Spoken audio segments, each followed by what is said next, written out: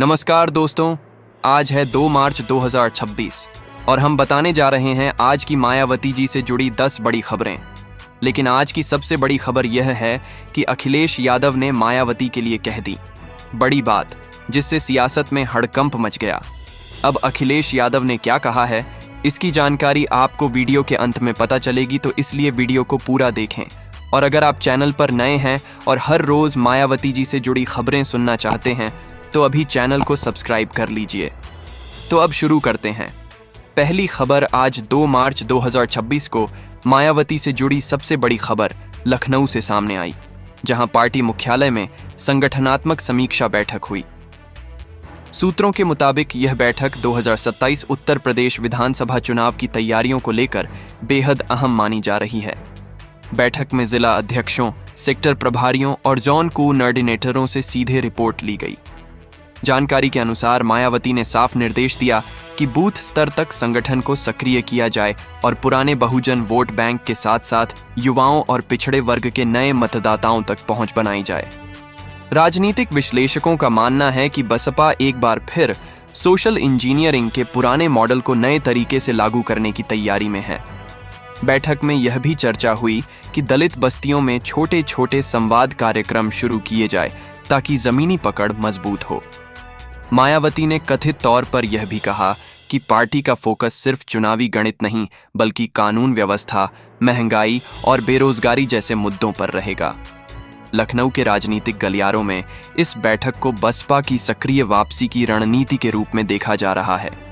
दूसरी बड़ी खबर संसद सत्र से जुड़ी चर्चाओं के संदर्भ में आई, जहां बसपा ने केंद्र सरकार की कुछ नीतियों पर अपनी आधिकारिक प्रतिक्रिया दी।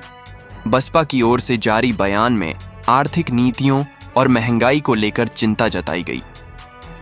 राजनीतिक हलकों में चर्चा है कि मायावती ने पार्टी सांसदों को निर्देश दिया है कि वे जनता से जुड़े मुद्दों को प्राथमिकता दें और दलित, पिछड़े और गरीब वर्ग के हितों को संसद में मजबूती से उठाएं। यह रुख ऐसे समय में सामने आया है जब विपक्षी दल केंद्र सरकार को घेरने की कोशिश कर रहे हैं। बसपा ने अपने बयान में यह भी स्पष्ट किया कि पार्टी स्वतंत्र रुख रखेगी और किसी भी मुद्दे पर समर्थन या विरोध जनता के हितों को ध्यान में रखकर ही किया जाएगा।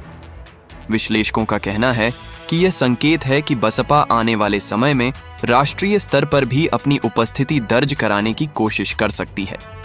तीसरी खबर उत्तर प्रदेश के विभिन्न जिलों में बसपा के सदस्यता अभियान को लेकर है। पार्टी सूत्रों के अनुसार मार्च महीने में विशेष सदस्यता अभियान चलाया जाएगा, जिसमें युवाओं और महिलाओं को जोड़ने पर खास जोर रहेगा। बताया जा रहा है कि मायावती ने डिजिटल प्लेटफॉर्म के इस्तेमाल पर भी बल दिया है ताकि युवा वर्ग तक सीधी पहुंच बनाई जा सके।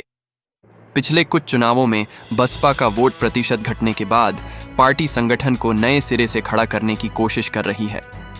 राजनीतिक जानकारों का मानना है कि यदि सदस्यता अभियान सफल होता है तो बसपा को 2027 के चुनाव में मजबूत आधार मिल सकता है।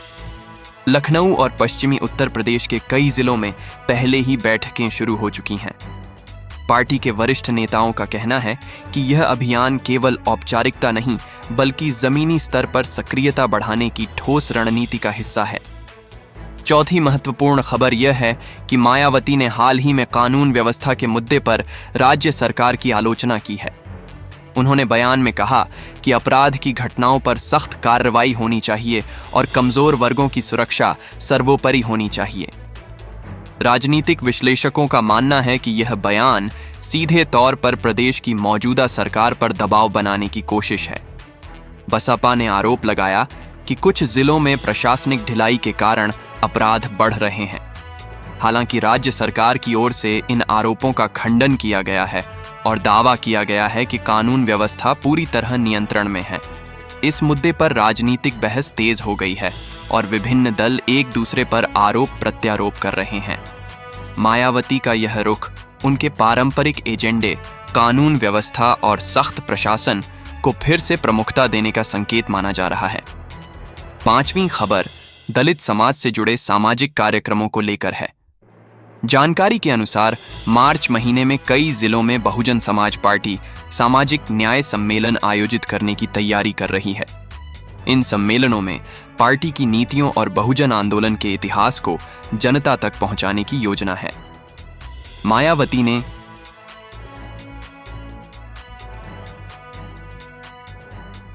अपने हालिया संदेश में कहा कि बहुजन समाज को राजनीतिक रूप से जागरूक और संगठित रहना होगा। राजनीतिक पर्यवेक्षकों का मानना है कि यह पहल पार्टी के कोर वोट बैंक को फिर से सक्रिय करने की रणनीति का हिस्सा है। इन कार्यक्रमों के माध्यम से पार्टी युवाओं को जोड़ने और सामाजिक मुद्दों पर संवाद बढ़ाने की कोशिश कर रही है। उत्तर प्रदेश के अलावा कुछ अन्य राज्यों में भी छोटे स्तर पर कार्यक्रम आयोजित करने की योजना की चर्चा है, जिससे संकेत मिलता है कि बसपा राष्ट्रीय स्तर पर भी अपनी उपस्थिति को पुनर्जीवित करना चाहती है। आज की छठी बड़ी खबर राजनीतिक हलकों में संभावित गठबंधन की चर्चाओं को लेकर है। उत्तर प्रदेश की सियासत में 2027 के चुनाव को देखते हुए अलग अलग दलों के बीच समीकरणों पर चर्चा तेज है। बसपा ने आधिकारिक तौर पर किसी भी दल के साथ गठबंधन की घोषणा नहीं की है, लेकिन पार्टी सूत्रों का कहना है कि जमीनी स्तर पर सामाजिक समीकरणों का आकलन किया जा रहा है। विश्लेषकों का मानना है कि मायावती फिलहाल अकेले चुनाव लड़ने की रणनीति पर कायम दिखती है, लेकिन राजनीति में संभावनाओं के दरवाजे कभी पूरी तरह बंद नहीं होते।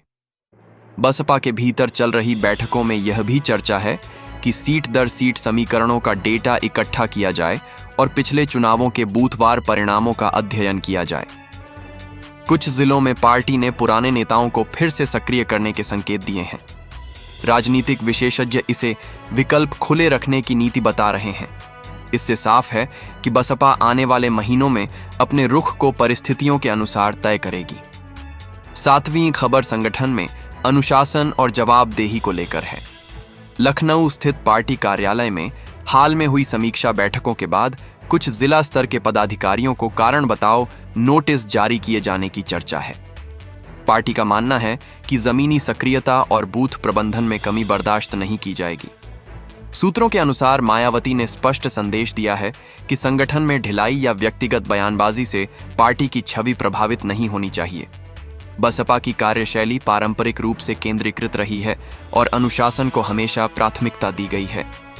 राजनीतिक पर्यवेक्षकों का कहना है कि चुनावी तैयारी के दौर में यह कदम संगठन को चुस्त दुरुस्त रखने की कोशिश है। कई जिलों में नई कमेटियां गठित करने और युवा चेहरों को जिम्मेदारी देने की प्रक्रिया भी जारी है।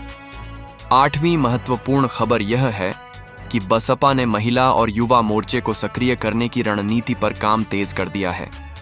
पार्टी सूत्रों के मुताबिक मार्च और अप्रैल में अलग अलग मंडलों में युवा सम्मेलन आयोजित किए जाएंगे। इन कार्यक्रमों का उद्देश्य रोजगार, शिक्षा और सामाजिक सुरक्षा जैसे मुद्दों पर युवाओं से संवाद बढ़ाना है। मायावती ने अपने हालिया संदेश में महिलाओं की राजनीतिक भागीदारी को बढ़ाने पर भी जोर दिया। विश्लेषकों का मानना है कि बसपा अपने पारंपरिक वोट बैंक के साथ साथ नई पीढ़ी तक पहुंच बनाने की कोशिश कर रही है। डिजिटल प्लेटफॉर्म पर भी पार्टी की सक्रियता बढ़ी है। सोशल मीडिया टीम को निर्देश दिए गए हैं कि पार्टी की नीतियों और पुराने कार्यकाल की उपलब्धियों को तथ्यात्मक तरीके से प्रस्तुत किया जाए। यह रणनीति उस बदलते राजनीतिक परिदृश्य को ध्यान में रखकर बनाई जा रही है, जहां युवा मतदाता निर्णायक भूमिका निभाते हैं। नौवीं खबर प्रदेश की मौजूदा सरकार के साथ राजनीतिक टकराव से जुड़ी है। कानून व्यवस्था, महंगाई और बेरोजगारी जैसे मुद्दों पर बयानबाजी तेज हो गई है। बसपा ने हाल में कुछ घटनाओं का हवाला देते हुए प्रशासनिक सुधार की मांग की है। वहीं सरकार की ओर से दावा किया गया है कि विकास और सुरक्षा के मोर्चे पर ठोस कदम उठाए गए हैं। राजनीतिक विश्लेषकों का कहना है कि चुनावी वर्ष नजदीक आने के साथ ही आरोप प्रत्यारोप का दौर और तेज होगा। मायावती की रणनीति पर नजर रखने वाले विशेषज्ञ मानते हैं कि वे पारंपरिक रूप से कानून व्यवस्था को प्रमुख चुनावी मुद्दा बनाती रही हैं और इस बार भी उसी पर फोकस दिख रहा है। विभिन्न जिलों से आ रही रिपोर्टों के आधार पर पार्टी अपने प्रचार अभियान की रूपरेखा तैयार कर रही है। 10वीं और अंतिम बड़ी खबर उत्तर प्रदेश की सियासत में आज फिर हलचल तेज हो गई, जब अखिलेश यादव से पत्रकारों ने सीधा सवाल पूछ लिया, क्या आप मायावती के साथ गठबंधन करेंगे? सवाल छोटा था, लेकिन जवाब ने राजनीतिक गलियारों में बड़ी बहस छेड़ दी। अखिलेश यादव ने साफ शब्दों में कहा कि उनकी प्राथमिकता भाजपा को हराना है और इसके लिए विचारधारा के आधार पर फैसले लिए जाएंगे। उन्होंने यह भी जोड़ा कि किसी भी संभावित गठबंधन का निर्णय समय और